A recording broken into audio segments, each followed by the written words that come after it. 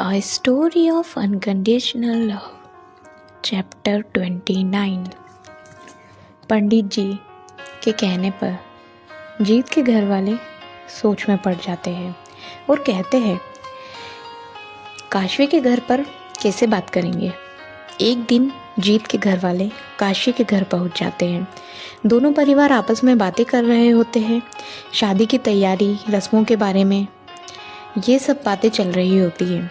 जीत के पापा पंडित जी की बात निकाल देते हैं और कहते हैं इस फरवरी बसंत पंचमी का मुहूर्त पंडित जी ने अच्छा बताया है।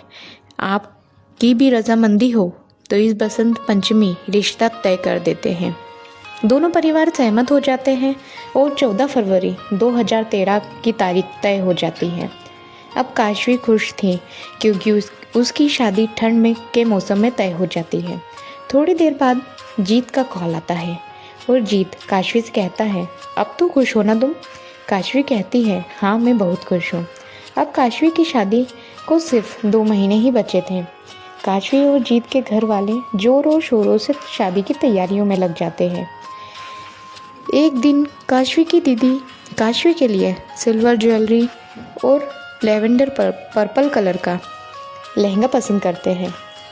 काशवी जब हॉस्पिटल से घर आती है तो दीदी सब उसे दिखाती है। लहंगा काफ़ी सुंदर था और ज्वेलरी भी। काशवी को सभी चीज़ें बहुत ज़्यादा पसंद आती हैं। काशवी अभी भी बिजी थी, इसलिए वह खुद की शादी की शॉपिंग भी नहीं कर पा रही थी।